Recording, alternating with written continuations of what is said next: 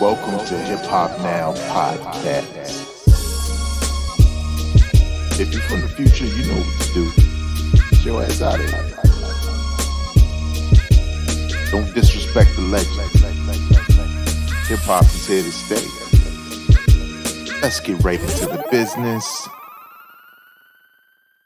What up, y'all? I am your host, Vegas, and this is Hip Hop Now Podcast, a bonus episode of Hip Hop Now Podcast brought to you by the subscribers, the supporters of this podcast, first and foremost in audio form on Apple Podcasts, Spotify, wherever you get your podcast listening. Thank you for subscribing. And also right here on YouTube, if you're watching, we are on the road to about 15,000 subscribers, which sounds crazy saying it, considering last year the goal was 1,000. But here we are.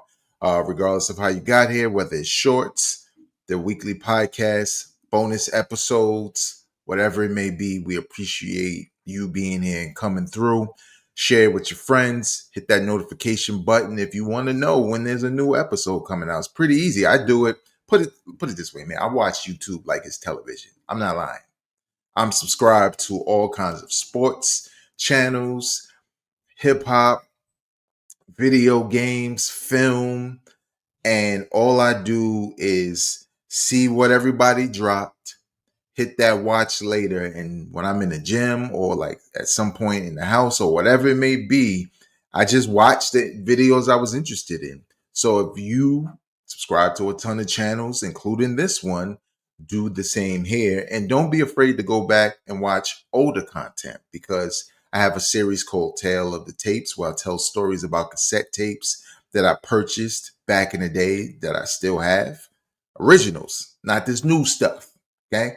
Original Illmatic right behind me from back then, 94, sitting back there. You know what I'm saying? Stuff like that. If you enjoy content like that, whether it's from a learning perspective, right? Yo, I wasn't even born in 94. I was born in 2000. But I'm going back to the 90s to watch it. If you were around and you were like, yo, I just like nostalgia, stuff like this, like the shirt I got on right now. Everybody who knows me knows Ice Cube's Death Certificate is my favorite hip hop album of all time. Do I rank it as the best?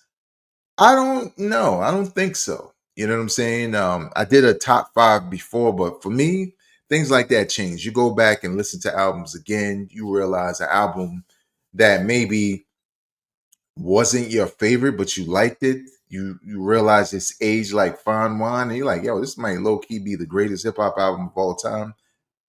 That's not Illmatic. For some people, it's Illmatic. But to me, if I'm a guest right here on the spot, you put me on the spot, I would say, don't hold me to it, but I really feel like Public Enemy's It Takes a Nation of Millions to Hold Us Back could be the best hip hop album of all time. I wouldn't argue you down if you said it wasn't, and you said something like Illmatic or Run DMC's Raising Hell or Get Rich or Die Trying, or whatever albums that people hold up to being like the best of all time.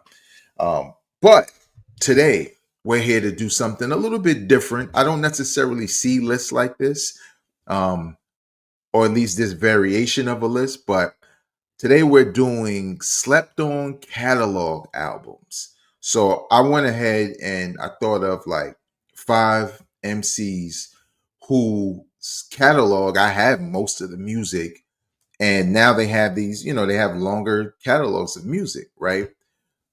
And there are albums in their catalog that over time people forget how dope the album was. So they essentially become slept on. So it's not to say that when the album dropped, it was slept on, or that, or anything like that. It's to say that when you go back and you take into account someone's catalog, especially if they're a dope artist who's made, classics and multiple good albums, there are really good albums that people just forget about. They just don't get mentioned because when you've done like 15 albums, there's the ones that people know, like that's the classic. And then there's those that they don't always name that we forget how dope it was. So I only have 5, no particular order, and I'm going to share my screen on the video side so you can just watch me work. Okay. Uh, let me just make sure we're going to do some switcheroos real quick with the sharing of the screen. I wanted to have this available already beforehand, but nah, that's not what we're doing. Y'all see that? Maybe I need to move my logo. Nah, not necessarily. That is good enough. Let's just move over a little bit. That's all. Boom. There we have it. So what I'm gonna do, I'm gonna just go through, and my first one, my first album is Eric B and Rakim's "Don't Sweat the Technique." Now, if you're looking at the screen, let me see if I can go to the page. Apple Music has it down as one of their essential albums. Now, if you go to social media and lists and stuff like that, you almost never see that album listed as one of the essentials. But I think it's incredibly slept on. What did it say real quick? The fourth and final Eric B. and Rakim album, 1992's Don't Sweat the Technique, arrived just 6 years after the duo transformed the sound of hip hop. Thanks to Rakim's incomparable, I guess, rhymecraft and Eric B.'s clattery James Brown loops. I thought that was like Marley Marl and Large Professor, whatever. With Don't Sweat the Technique, the musicians closed out their game-changing run with jazz samples, head-cracking snares, soulful horns, and manic tempos. Like, we're not going to read all of that, but I think this is slept on because I remember back when this dropped in 92, that's when I was getting my little money to go buy albums and stuff like that. And I remember with this album in particular, it was the first time I had the opportunity to buy a brand new Eric B. and Rakim with my own money, right? All those other albums that dropped, I wound up having them sometimes secondhand, like somebody gave me a copy or whatever. But I was never able to like, oh, Eric B. and Rakim got a new album, let me go buy it. This was my first time. So there was a little bit more of an attachment to this album for me. And the album was very different. I mean, you see the album cover, right? That's like in living color, back then. This is the 90s, all the colors, kind of like Black Pride and all of that also. But when I started playing it, one of the things that drew me to even wanting this album was because it sounded different from what I was used to from them. And the lead single was What's on Your Mind, right? Which is sampled Curious by, I can't remember the name of the group from the 80s, which, some people didn't like, some people did. But to me, the way Rakim is flowing over that beat, like that's one of Rakim's best songs ever, to be honest, right? We know Paid in Full, Follow Leader, like we know all them joints, but the way he's rapping, and this is like a Rakim's version of a love record. And it's still like boom bapped out. I like the drums on it. Like it's really dope. And Rakim saying some dope stuff, a master on the mic. But what I liked about this album a lot was the infusion of the jazz samples. And this was around the time, 92, 93 or whatever, 91, between Tribe, Gangstar, and all of that. This was like the sound. There were a lot of jazz samples. Like, for example, Don't Sweat the Technique got a lot of horns in it. This album has a lot of joints, man. Like, I like Teach the Children, and a lot of that had to do with just bars. There are a lot of bars on here. If you read or listen to the audio version of Rakim's biography, what I liked what he did in the book was he talked a lot about songs and song like lyrically, like in depth, right? Like breaking down his own verses and where he was when he wrote it and what was his mind thinking about and why he put the words together in the way he did. And he did like a song or two off of each album. And when he got to this, I don't think it was Teach the Children. I think it was the other record, Casualties of War. I like that joint that had some good horns on it. Rest Assured, Relax the Pep, Keep the Beat. Oh my God, Keep the Beat fire. You know what I'm saying? And like we all know, if you can see it, Know the Ledge is on this album. It wasn't just on the Juice soundtrack, it was also on this album. So I think just to start this off, Eric B. and Rakim's Don't Sweat the Technique needs to be mentioned more when you're talking about Eric B. and Rakim's run. Because in a lot of ways, it's not better than Paid in Full. That's like bulletproof. But in a lot of ways, it's more complete than the other albums he dropped prior to this. It just is. Like, it's just better songs, not necessarily just beat wise, right? Because that's a debate, right? And I'm not saying it is, but that's a debate whether you prefer the beats on those albums versus this. But as far as like a complete album where Rakim is just in a pocket that's comfortable, and we know he's comfortable because the brother has a jazz background. So he knew what he was doing. He knew how to rap to him. There you have it. The next one I have up on my list is out of Common's catalog. And that being, and if you know me, and if you watched or listened to my podcast, you probably know what I'm going to say. It's not listed as an essential, so relax, but it's here. And it's called Finding Forever. Now, there are some people who are just like me. They feel like, well, yeah, everybody thought this was dope. This was the follow up to B. But I swear, there's only a few people who ever mention it when they're talking about Common. It's like it's rightfully so. They only mention One Day It All Makes Sense, if they do. And then Like Water for Chocolate. And then they go right to B. And that's like the three Common albums that always get mentioned. And he has more than that in his catalog. But this one was special. Let's read a little bit of the description. When Common and Kanye West link up, they bring out each other's soulful sides. The 8 tracks Kanye produced on Finding Forever are full of vintage samples, crooning gospel choirs, and fresh R&B hooks, all of which beautifully underpin Common's thoughtful rhymes. Now, that description sounds whack because it feels like, well, what do you mean crooning and gospel and R&B? Like, is this a hip hop album? In a lot of ways, I listen to this more than I listen to B, because B was almost like a statement, right? Like, let's just get in the studio, get you back in pocket, Common, after Electric Circus, and take what's the best of what we've done and put it on the album, and you back out, right? You out here. This was more refined.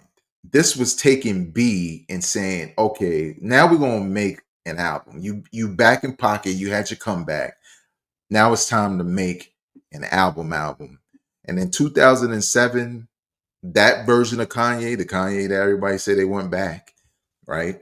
Who ain't coming back, did his thing on this project, along with having a Dilla joint on here. But when you go through, it's only 13 songs. It's under an hour. This album just sounds so great. The mixture of Kanye's beats and his contributions, like on Southside, which is a dope record. It feels a lot like B on some songs, but then it also feels a lot like the vibe of One Day It All Makes Sense. It just kind of felt like those 3 albums I mentioned, right? One Day It All Makes Sense, Like Water for Chocolate, and B. Finding Forever sounds like if you just took a combination of all of those and put it on one album, right? That's how it sounds and feels. Again, So Far to Go with Common and D'Angelo, which also appeared on Jay Dilla because he did the beat. Jay Dilla's album, The Shining. Break My Heart reminds me of something that would have been on B. Maybe it was planned to be on B. It's just a lot. The People, right? Kind of reminds you of The Corner, but The People, woo, I love The People. That beat, woo.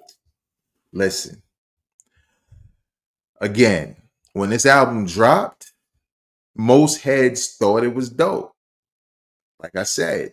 But as time has gone on and we've gotten other projects, good or bad, from Common, the the consensus in most people's minds when they say his dopest projects, they usually go to those other three I said. For somebody who's never heard Common's catalog, they would be missing out if they never heard Finding Forever.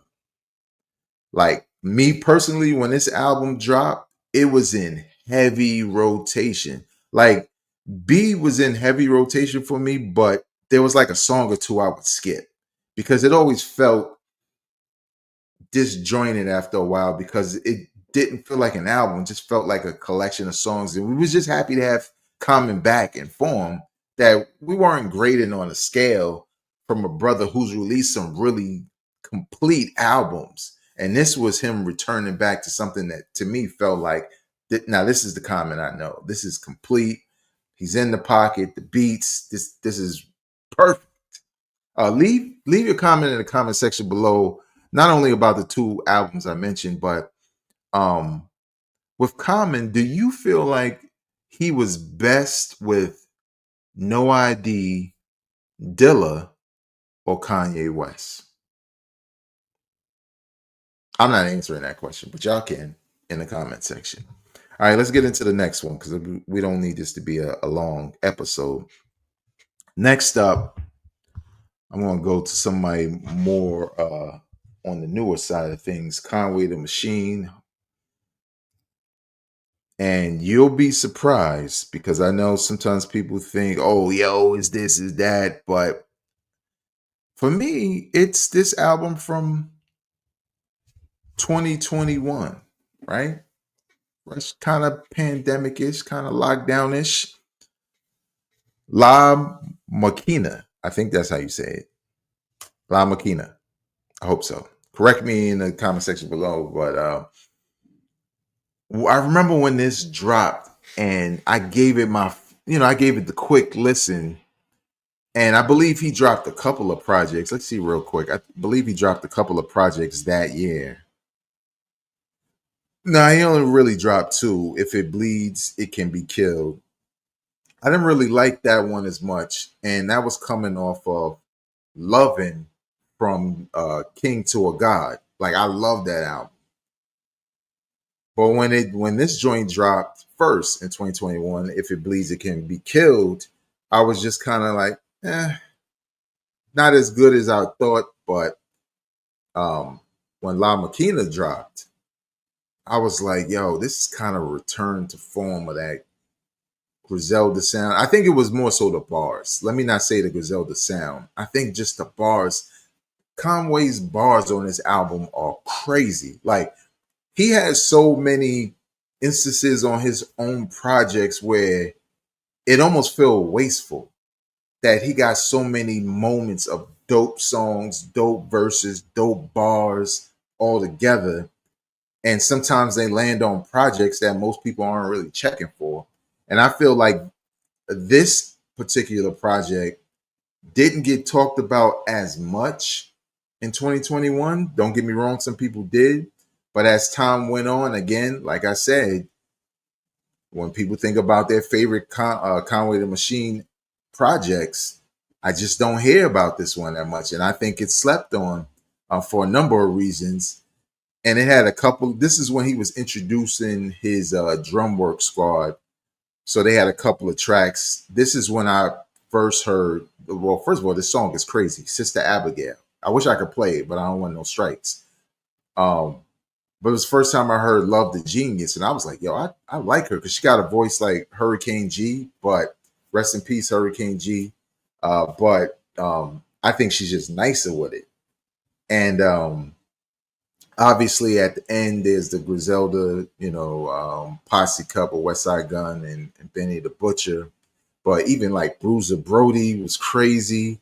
Clarity, 200 Pods with 2 Chains. Don't sleep on 2 Chains. When 2 Chains know it's about bars, he brings the bars. When it's about trap, he'll go do the trap thing.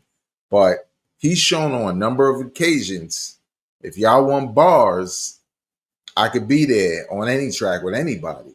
Um, but again, this wasn't a long album. Well, actually, it's 11 songs, 40 minutes, still under an hour. But if you never heard this Conway the Machine project, I'm not saying it's doper than like Rejects 2 or whatever, but I think it deserves to get mentioned as some of his better projects because I wore it out in 2021. Like I might listen to it today because it's been a while.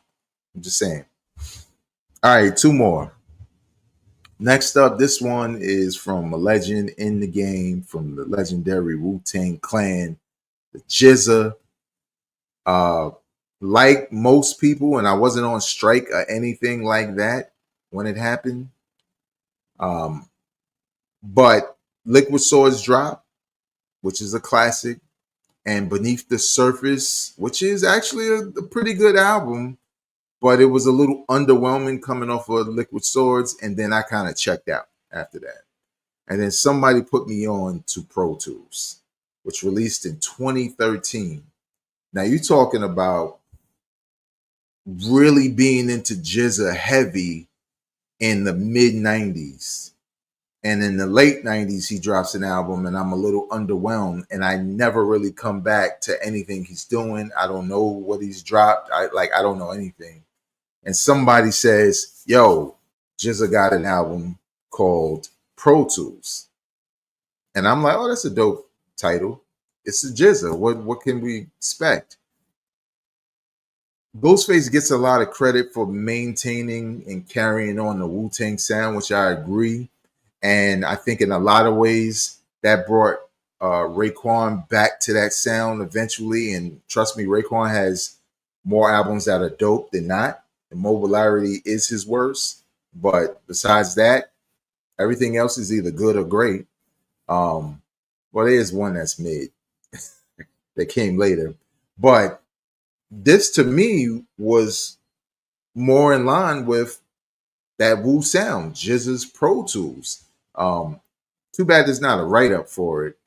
But with that being said, some of the usual suspects are here. Master Killer and RZA. Check this out. 2013, Short Race, featuring Rock Marciano. Y'all know y'all love him. True Master was on here. Who else from the Wu? RZA's on here again. He even had a song like Labels. Remember like how he was doing that or whatever, called Alphabets, which was crazy. This album is an album that sounds like the Wu. So for those, when I say slept on, for those who like, man, I checked out after Liquid Swords. I see all those other albums. I feel like this, some people even talk about the GZA and Muggs joint more than they'll talk about anything else. It's Liquid Swords, and maybe you get them talking about the album he has with DJ Muggs. But Pro Tools, to me, which was his last out solo album, was really good. And a lot of people haven't heard it, which is crazy. So if you find the time, check out GZA's Pro Tools. It's a very dope album. I like it. I go back to it frequently, every now and again. Again, everything is there. The bars, the production, and when you're talking GZA, the intelligence, because he's like one of the intelligent rappers. You feel like you get smarter when you hear him talk. So that's that. And lastly, and this one may be controversial, but I'm gonna tell you why I feel the way I feel. This is Jay-Z. And you see these essential albums here? Now, they probably got every Jay-Z album damn near listed as essential. But this one, most hip hop heads think is garbage. But it's not. Blueprint 3 well, the Blueprint series isn't what it probably should have been, right? I think the first Blueprint is a classic. The second Blueprint was a little bit of a disappointment. It was a double album, and honestly, if he pared it down to the best songs, I think it would have been pushing that classic status. Also, he eventually did it with some like Blueprint 2.1, but that don't count. You don't get to do a do-over. But he was doing what we said. Blueprint 3 was a very different time. It's 2009, and Jay-Z's out here. And in 2009 was when the big three were around, and the Wale's and the Meek Mill was like a new generation. So let's read a little bit about it. By the time the Blueprint 3 arrived in 2009, Jay-Z's relationship to rap had gotten complicated. He'd headlined rock-oriented festivals like Glastonbury, I think that's how you say that, and materialized at shows by Brooklyn bands like Grizzly Bear, saying he hoped indie rock might help shake up what he saw as the stagnancy of hip hop, which is crazy to say that. I didn't even know he said that. Maybe that's why the heads hate this album. The Blueprint 3 positions him as an elder statesman of rap, one who condemns trends, death of autotune, y'all remember that, but who isn't afraid of the crossover moves that made him famous in the first place. See Rihanna featuring Kanye West, Run This Town, Alicia Keys' Empire State of Mind. At one point on the Blueprint 3, Jay claims he sold tomorrow. His watch says yesterday. But on the precipice of 40, he wasn't 40. He knows better than to worry about time. After all, plenty of rappers have excelled at the game. Jay-Z wrote the rules. We don't know about that. But a lot of people don't like this album in particular because it had a very commercial feel. It had a ton of features, like, and big features, like big artists, new, present. I don't think anybody from the past was on here, like Rihanna, Kanye West, Alicia Keys, Young Jeezy, Swiss Beats is on here, Drake is on here, J. Cole, Kid Cudi on here, Pharrell, and Mr. Hudson, right? 15 songs, 1 hour exactly. But what I liked about this album is the way Jay-Z was talking to y'all. That's the best part of this album. So you may not like some of the beats. I know some people hate Swiss Beats, so they don't like some of that, but Jay-Z was talking on this album, and that's what I liked about it a lot. What we talking about, that beat was crazy too on there. But when you hear what Jay-Z's saying, he being real. Like, you know, we like to debate the state of hip hop. So this was like a State of the Union address for Jay-Z. Thank you. I don't really remember that much. I think I liked it. I don't know. Death of Autotune got everybody's attention, which was dope. Run This Town was a big hit. I still like this to this day. Empire State of Mind is probably more hated now than it was when it first dropped. I was so on it. Now I'm kind of more on the hate train. Like, I'd rather not hear it. I think they just wore it out. Real As It Gets, that's a dope record. Jeezy got busy on there, by the way. On to the next one. Hey, I like the two-step.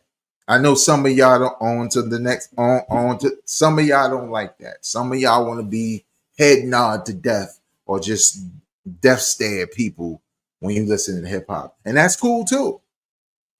But I thought this was a nice little bop with Swiss Beats.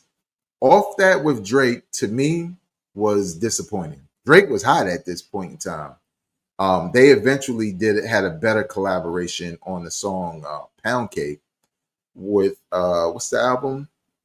Nothing Was the Same. I think it was on there. So that was a little disappointing. A Star Is Born with J. Cole was also disappointing. I expected more, to be honest.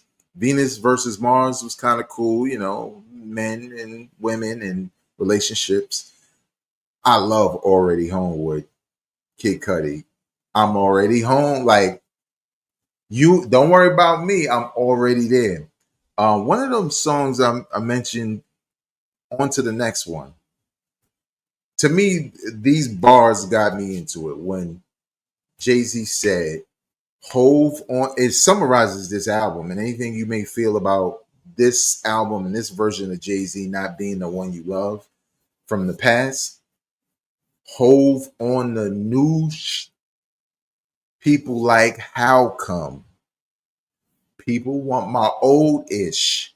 Buy my old album. I'm saying, what more do you want, right? To me, that's pack them up, clean them up, ship them out, right? Jay-Z gave you a ton of albums to make you a fan.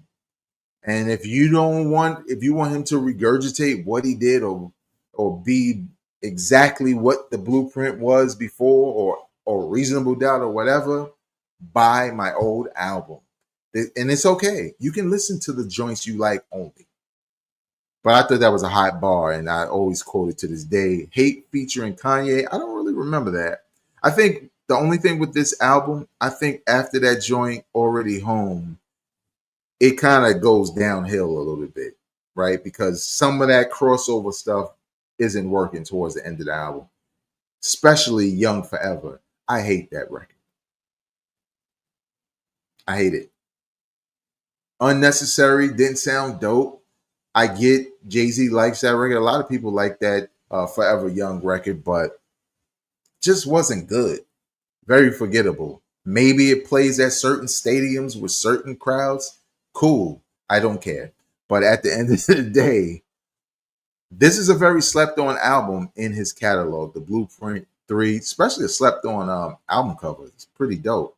I remember back then when this dropped, I think when I bought the Blueprint 3, it came with a t-shirt, a black t-shirt, but it had those 3 red lines across it. Very dope album, refreshing album. So there you have it. Those are 5, only 5 albums in some of my favorite artists' catalog that I think are slept on. They just don't get mentioned in a lot of conversations when talking about artists' catalogs. Obviously, he has albums that are way better, but he has a lot of albums. And I think this is one of the better ones. So, what do you think? What are some of yours? Leave your comments in the comment section below. I'm a hip hop fan.